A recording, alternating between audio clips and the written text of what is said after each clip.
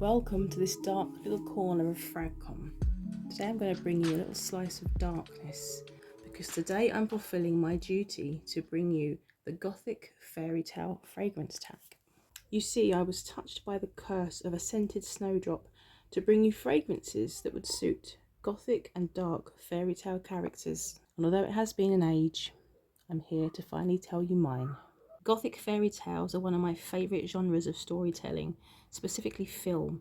So today I'm going to bring you all of my favourite Gothic fairy tale style film characters. And the first one we're going to talk about is actually my favourite of all time. It was the first time I ever saw Johnny Depp in a movie. And it was because of this movie that I became an instant admirer and fan. This character belongs to one of Tim Burton's first ever dark fables. He created and based the character on his own early years to reflect his own isolation as a teenager. The character I'm talking about is Edward Scissorhands, and it is from the film Edward Scissorhands.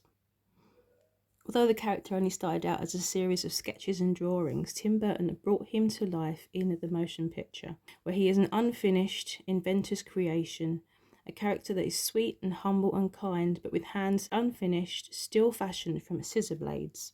Despite Edward looking quite creepy, unfinished, dark and quite scary, his character is the most pure, the most sweet, and the most innocent compared to that of the town that he tries to become part of.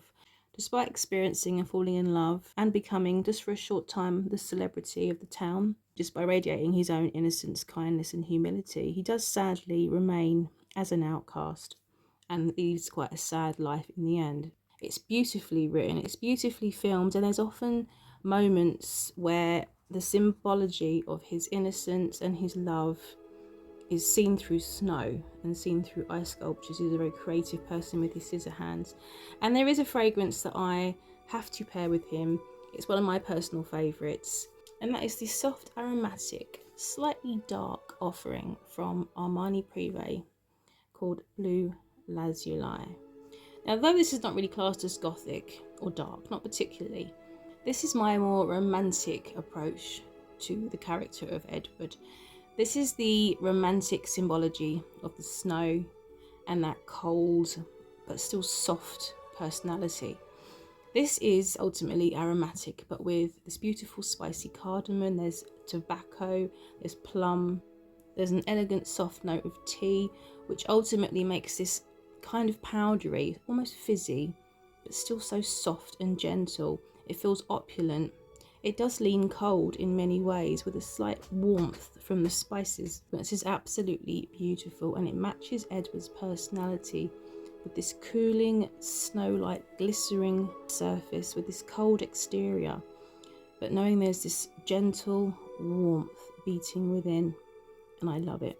So this is Bleu Lazuli to match Edward Scissorhands.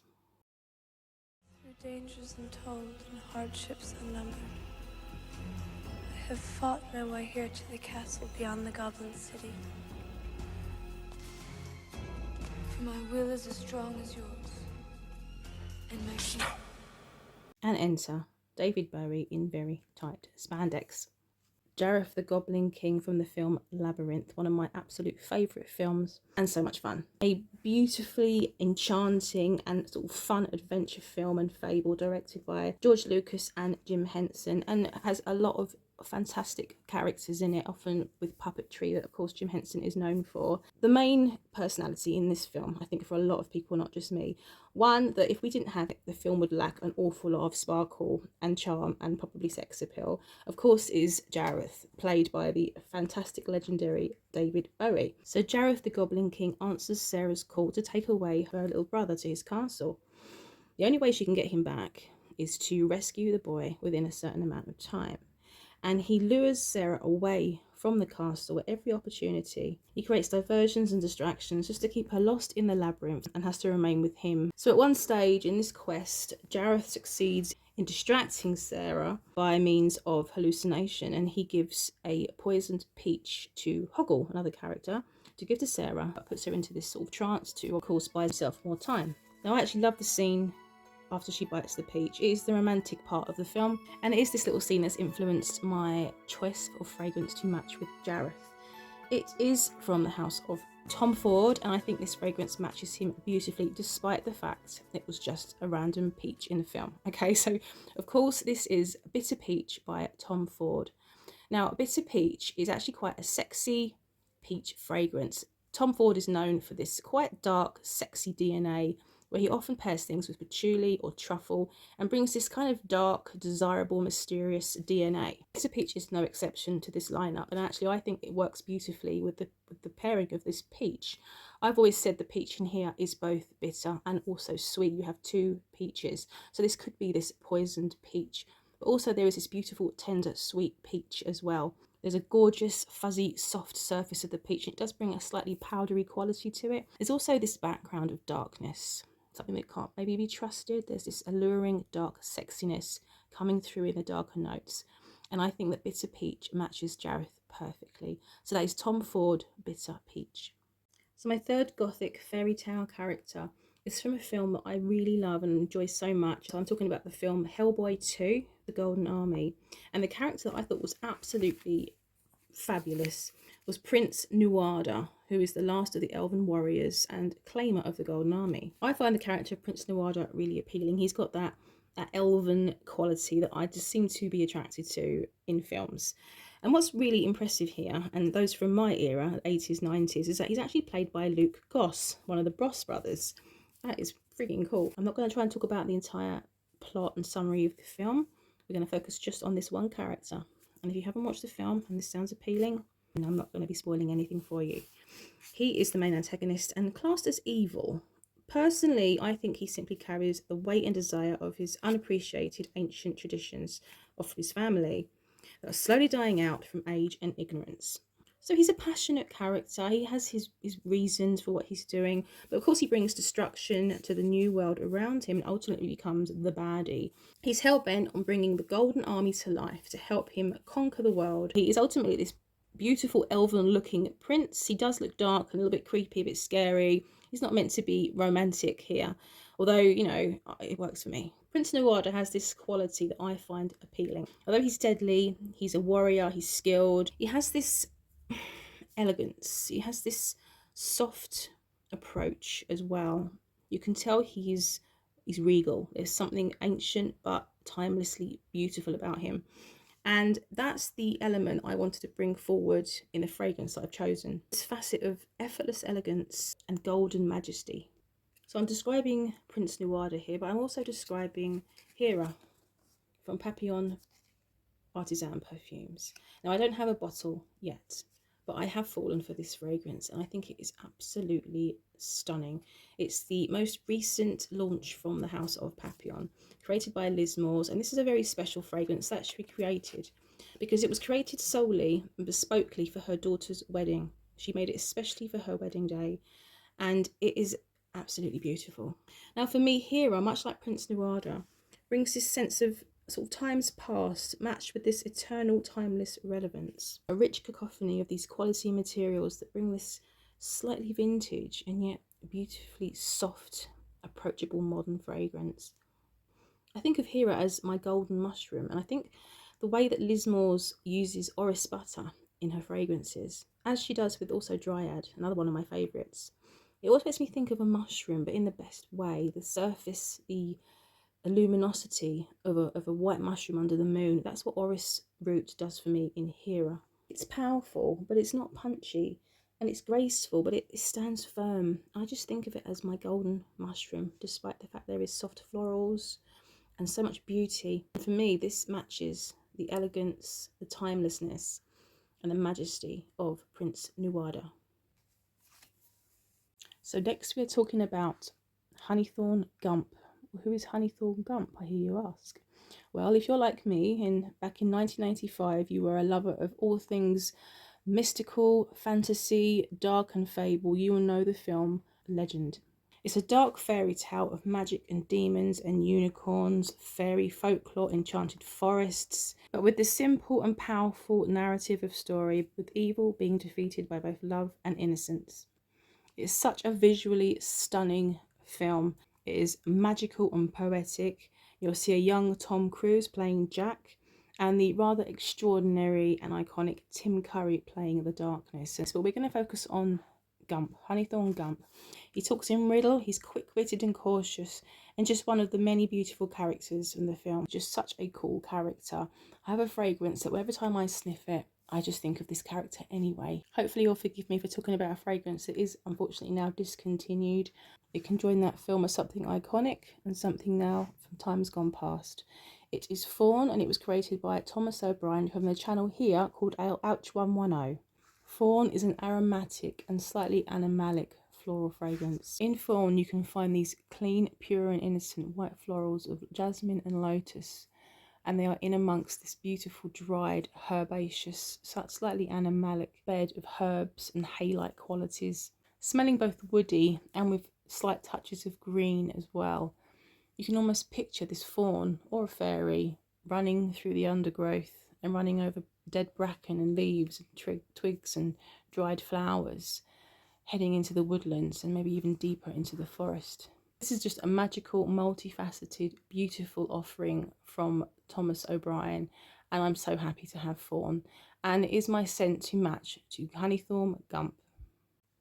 Next, I'm taking you into the heart of Wonderland for some femme fatale fierceness. Yes, I'm talking about the classic Alice in Wonderland, timeless classic created by Lewis Carroll. Forever iconically quirky, colourful, downright bizarre, forever uniquely and perfectly imaginative.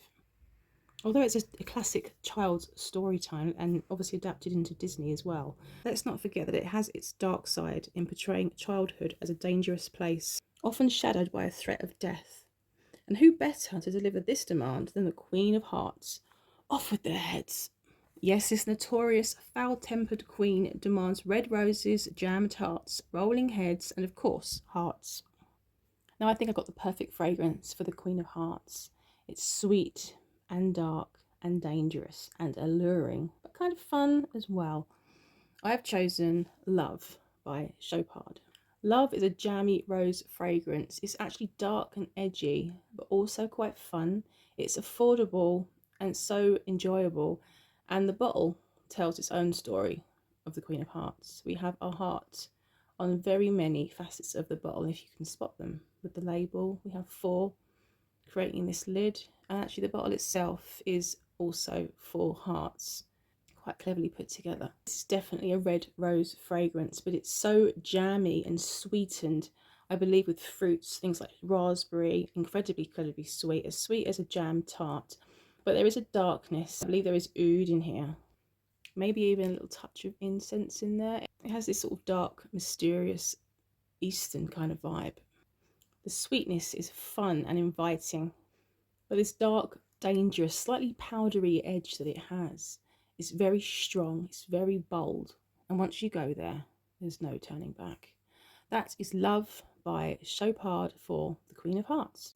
Now, is there anything more quintessentially fairy tale or gothic than that of the tales of the Brothers Grimm, the original storytellers of dark, twisted fables? The Brothers Grimm are 2 iconic German academics and authors who collected and published folklore. In 2005, there was a fun film adaptation that was inspired by the tales of the Brothers Grimm.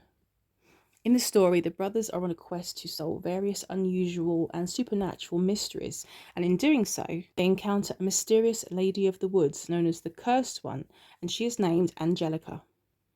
Angelica is played by Lena Headey, and she was the standout character in this film for me. So Angelica is a lady of the woods. She's very strong and very capable, but she is connected to this mysterious story that's happening around them. She's practical and brave and easily the most heroic character in the film. The fragrance I'm going to pair with Angelica is as mysterious and unknown as her. It's not talked about really at all, and yet I hear it is the most popular one from the brand. The brand is Exaltatum of London, and the fragrance is Ruby Wood. Ruby Wood was the one that I just fell in love with straight away. I was spellbound by it. Now it is a sweet, fruity, also tart berry fragrance with a lot of woods. Now as the name suggests, this is a woody fragrance, but the word ruby really comes from this bright, sweet and also tart mix of red berries. And it's the raspberry in Ruby Wood that had me spellbound. It was bold and it's strong and it's alive. It's sparkling. It seems to be alive in this fragrance. I picture a pot bubbling away with both tart and sweet raspberries, bubbling away to a jam, so sweet, but so vibrant, exuberant. I also picture a dark ruby wine made from raspberries. There's something dark and mysterious. This fragrance seems so magical and awake.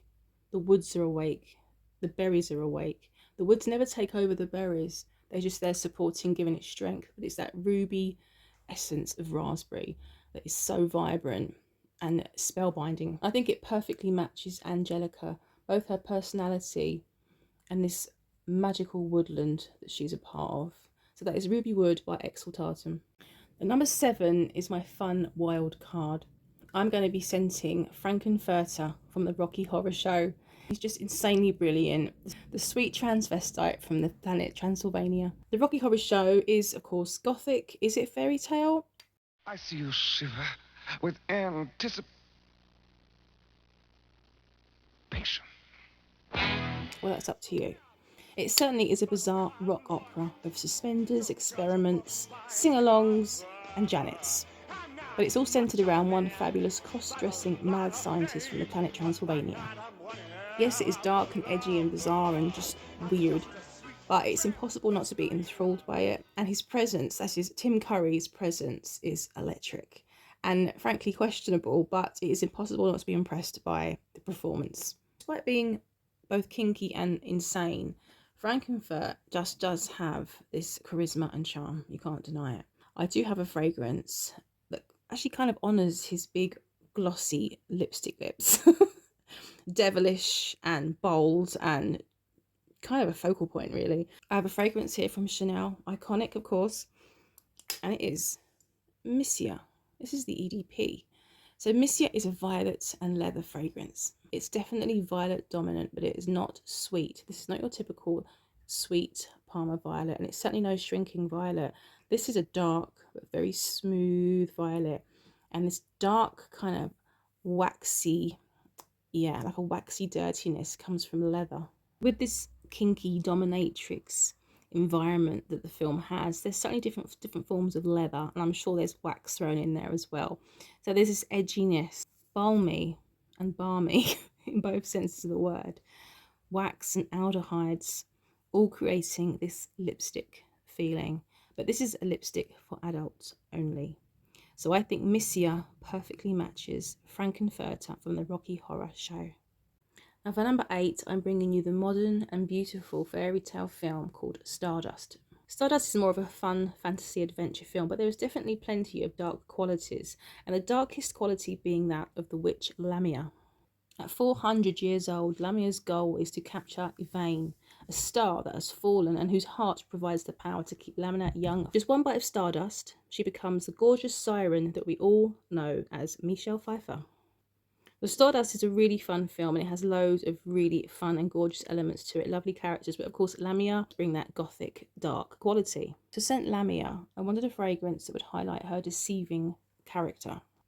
When at times she would appear young and trustworthy, when really she was evil and dangerous. And I have found a fragrance that I think matched those qualities. So I'm going to scent Lamia with Nuit Tresor from Lancome. This is the EDP. The bottle itself looks like a potion, but definitely something dark. Maybe it does contain stardust. La Nuit Tresor is a dark, sweet frituli. It is a fruity patchouli fragrance, but it has two sides. A sweet, safe and approachable side from the strawberry, rose and lychee. So much sweetness from praline and caramel. Very alluring. Below the surface, we have incense, patchouli, coffee, licorice, and a few more notes, bringing this dark, dry, slightly dirty quality. The patchouli is definitely a big player in this fragrance, and it is quite a dirty patchouli. It brings a sharp side. It's very sweet, dark berries invite you in with this fragrance, but it's not too long before you quickly realise just how dangerous and dark and sharp that patchouli is. Definitely a slight disconnect within this fragrance, making it both light and dark.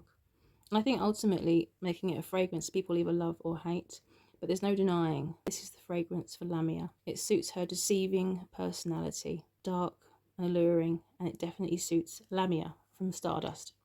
So my ninth and final Gothic fairy tale character is quite an unusual one. She was neither the villain or the hero from this fairy tale, but she was dark and fundamental to the story. I'm talking about Aughra from the Dark Crystal. So we venture back to another Jim Henson production. This dark fairy tale from 1982 was the first live-action film without any humans on screen. An award-winning fantasy film consisting of all puppetry. In short, The Dark Crystal is a tale of good versus evil, and it symbolises it in such a unique way, with creatures of light and dark and all races in between. However, one character of unknown species is that of Aughra. Believed to have been born from the rocks, she came into existence at the exact same time as that of the world of Thra. She is the wise woman and keeper of secrets, a strange entity that can travel through time and study the universe, and also created the Tree of Life. She is old enough to remember the world that existed before the race of Gelfling came to be. Now, although Aughra only has a short time in the film, her story is rich in imagination. There is far more to her that I can't do justice here. Although she isn't the most dark and gothic character in the Dark Crystal, which itself can be very, very dark at times, I felt her character deserved to be mentioned and to be scented. And there's really only one fragrance that can do justice to this amazing character. And again, from the house of Papillon, I have Dryad. Dryad is a mysterious, oak mossy, woody fragrance. It's always given me this feeling of something primal and ancient, a primordial entity, this eternity, this feeling of a woodland that existed for thousands of years, shrouded in these mosses, lichens, mystery.